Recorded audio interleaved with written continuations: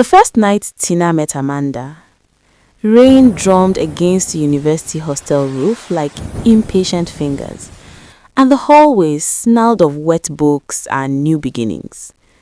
Tina had arrived early, already arranging her side of the small room with neat stacks of notebooks and a pot of green plants she'd carried all the way from home.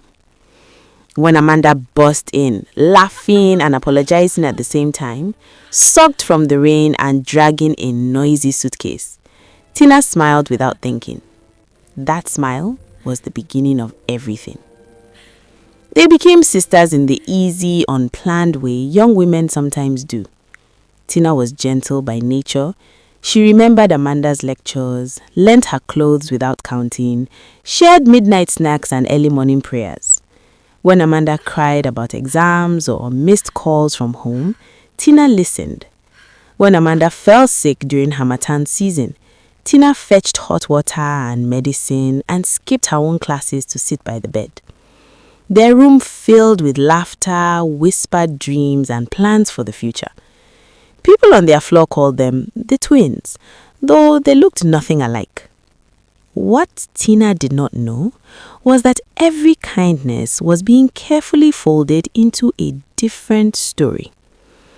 Amanda spoke to her mother often, long calls that spilled into the hallway. Tina never listened. Privacy mattered to her. She did not notice how Amanda's tone changed over time, how the laughter thinned into sighs, how complaints crept in like ants. In those calls, Tina became someone else entirely. Amanda said her roommate was difficult. She said Tina made life hard. She said she felt uncomfortable. One evening, after a long day of classes, Tina returned to find Amanda sitting stiffly on her bed, eyes red, bags already halfway packed. The air felt wrong. "My mom says I can't stay here anymore," Amanda said without looking up. Tina laughed nervously. Is it about space? We can rearrange." Amanda shook her head. "It's more than that."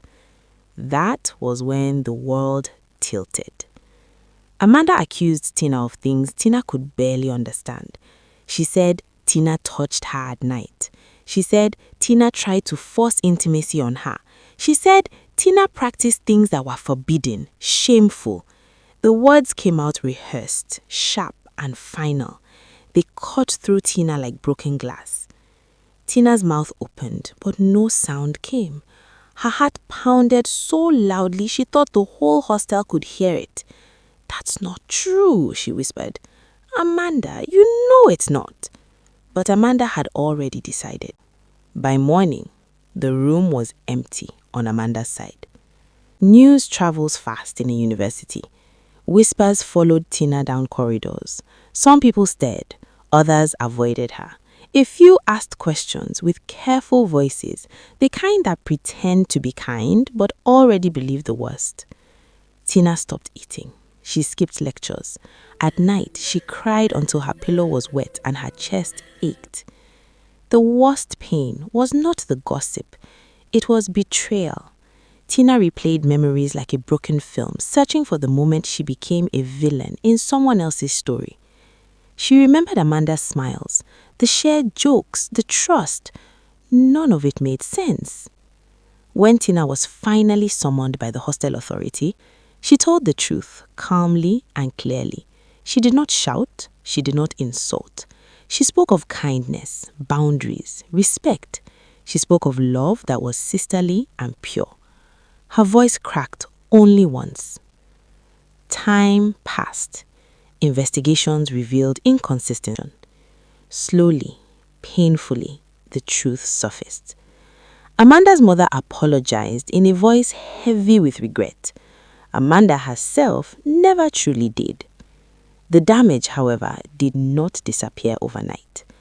Trust once broken leaves scars. Tina learned that goodness does not always protect you from cruelty, and kindness can be mistaken for weakness. But she also learned something else. She learned the strength of standing in truth, even when lies are louder. She learned the power of silence that speaks with dignity. She learned that betrayal can break you, but it can also build you into someone unshakable. On a quiet evening, months later, rain fell again on the hostel roof.